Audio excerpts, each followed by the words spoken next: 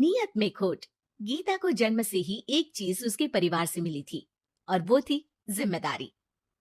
बेटा गीता, बाजार से ब्रेड लेकर आ जा। तेरे छोटे भाई बहन को भूख लगने का समय हो रहा है। जी माँ, अभी लेकर आती हूँ। और तुझे बोला था ना कि नौकरी ढूंढ ले। पापा की नौकरी से अब घर चलाना बहुत मुश्किल हो रहा है। तेरे और भी 3 भाई बहन है बेटा।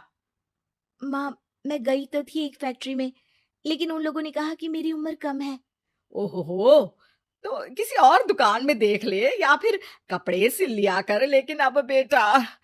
हाँ माँ, मैं तुझे समझ सकती हूँ। मैं कल फिर जाऊंगी।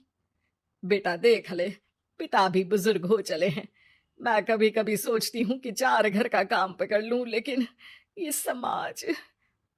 गीता माँ को गले लगाकर वहां से चली जाती है।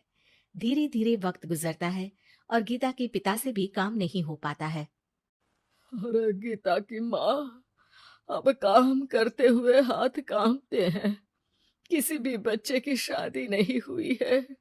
चिंता होती है, पता नहीं घर कैसे चलेगा। तभी पास की मौसी उन लोगों के घर आती है। अरे गीता की माँ, चिंता ना करो, तुम लोगों की परेशानी का हल है मेरे पास। आओ बहन, क्या हाल है? कोई खजाना मिल गया क्या? अरे खजाना ही समझो। गीता की शादी के लिए एक लड़का है। लड़का अच्छी नौकरी करता है, अपने 2 मकान है और शादी के बाद वो तुम लोगों का ख्याल भी रखेगा।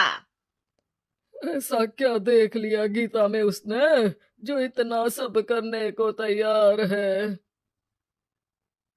अरे भाई साहब, अब आप लोगों से क्या छुपाना।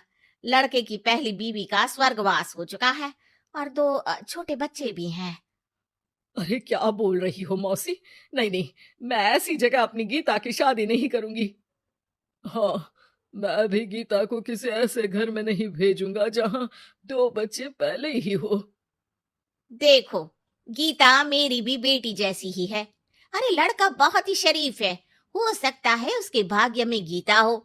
कोई ऐब नहीं, बच्चे इतने छोटे हैं कि असली माँ और सौतेली माँ में फर्क भी नहीं समझेंगे। अरे लेकिन गीता ही क्यों? क्योंकि गीता को मैं जानती हूँ, कोई दूसरी लड़की उन बच्चों का जीवन खराब कर देगी। काफी मनाने के बाद और हालात को देखते हुए गीता की शादी गणेश के साथ हो जाती है। गीता, मैं ऑफिस जा रहा हूँ। तुम्हें कुछ चाहिए तो मैं ले आऊंगा। मुझे कुछ पैसे दे दीजिए, मैं घर जाना चाहती हूँ। अरे लेकिन बच्चे। आप बच्चों की चिंता मत करिए, वो भी नानी का घर देख लेंगे। गणेश को गीता की बात अच्छी लगती है। वो उसे पैसे देकर ऑफिस चला जाता है। गीता दोनों बच्चों को लेकर माँ के पास जाती है। अरे मेरे नाती और नातिन, कितने प्यारे बच्चे हैं गीता। हाँ माँ, ये तो दोनों बच्चे मेरे ही हैं। चलो जाओ, अपने मामा और मौसी के साथ खेलो। फिर क्या था, गणेश के बच्चों को ननिहाल और गीता को अपने घर को पालने के लिए गणेश का सहारा मिल जाता है। माँ, ये पैसे ले ले, इनसे तो घर की टूटी छत बनवा लेना और राशन डाल लेना। और हाँ, मैं ना ये कपड़े भाई बहनों के लिए लाई हूँ। धीरे धीरे गीता का घर भी संवरने लगता है। वो अपने ससुराल में भी अच्छे से रहती है और फिर गीता को एक बेटा होता है। गीता, तुम चाहो तो अपनी माँ को यहाँ मदद के लिए बुला सकती हो। फिर क्या था, गीता की माँ बेटी के घर आ जाती है। लेकिन अब उसकी माँ गीता के बेटे और गणेश की पहली बीवी के बेटे से भेदभाव करने लगती है। अरे, सारा दूध तू ही पी जाएगा। चल, छोटे भाई को दे गिलास। लेकिन नानी, ये तो मेरा दूध है, वो अपना ग्लास खत्म कर चुका है। अरे चुप, बिल्कुल चुप। बड़ा आया मेरा गिलास वाला। तभी वहां गीता आ जाती है। माँ, ये क्या बोल रही है, वो छोटा है और बहुत दूध है किचन में। अरे बहुत है तो क्या सारा इस सांप को पिला देगी?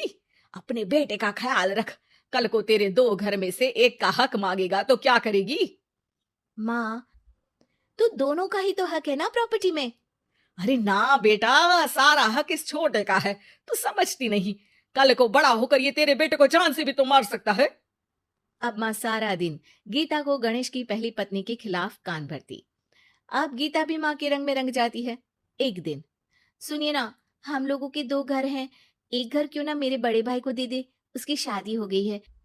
और फिर हमारे तो दोनों बच्चे छोटे हैं, बड़े होंगे तब तक तो वो घर हमारे काम का नहीं है ना जी। सीधा साधा गणेश क्या कहता, वो मान जाता है और फिर गीता का भाई उसके एक मकान में शिफ्ट हो जाता है। गणेश के ऑफिस जाने के बाद गीता गणेश की पहली पत्नी के बेटे से कहती है, सारा दिन खेलते रहते हो, पढ़े नहीं तो काम पर लगा दूंगी, समझे? बेटा, जो अब सौतेली माँ से सहम चुका था, एक फैक्ट्री में जाता है। साहब, कुछ काम मिलेगा? बेटा, मुझे एक ऑफिस बॉय की जरूरत है, लेकिन तुम तो अच्छे करके लगते हो। हाँ हूं भी, लेकिन फिलहाल काम की तलाश है। बेटा एक फैक्ट्री में चपरासी बन जाता है और एक दिन दुखी गणेश का स्वर्गवास हो जाता है। अब तो तेरे पापा भी नहीं रहे, चल निकल इस घर से। अरे क्या बोल रही है बहन? इस घर में इसका कानूनी अधिकार है। कहीं कोर्ट कचहरी का चक्कर लगा तो तू इस घर की भी नहीं रहेगी। अरे तो अब क्या करूं? बस, तू अब इसकी शादी कर। इसकी बीवी को खूब सताना कि ये खुद ही बीवी को लेकर घर छोड़ दे। गीता को भाई की बात जंच जाती है, लेकिन कहते हैं ना कि पाप का घड़ा तो भरता ही है। बेटी की शादी के बाद उसकी बीवी सास से भी 4 कदम आगे निकलती है। ए, क्या सारा दिन सोती रहती है, कोई काम नहीं है क्या? चल निकल इस घर से और अपने पति को भी लेती जा।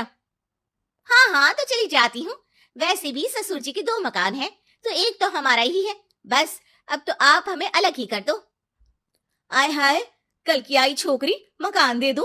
अरे वो तो मेरे भाई ने तेरे ससुर से खरीदा था पूरे नकद पैसों में। अच्छा, तो कागज दिखा दो और जो मकान बिकने में पैसा आया उसमें हिस्सा दो, तभी घर खाली करूंगी। सास का पारा 7वें आसमान में चढ़ जाता है, लेकिन करती भी तो क्या, ना तो उसके पास कागज थे और ना ही पैसे। और हाँ सासू माँ, वो मेरी शादी में जो भर भर के जेवर पहने थे ना आपने, वो भी इनकी असली माँ के हैं। उन जेवर पर भी मेरा अधिकार है। देखा था मैंने अपनी पहली सास के फोटो में वो गहने पहने हुई, कितनी सुंदर थी वो, कितना जच रहा था उन पर ये सब। सास तो बहू की बात सुनकर दंग रह जाती है। हे भगवान, ये तो बहुत ही तेज है। इससे पंगा लूंगी तो ना घर की रहूंगी ना गहनों की, और पैसे भी हाथ से चले गए। अब क्या था, गीता को सालों बाद उसका तोड़ मिल जाता है। अब घर में सुख शांति हो जाती है।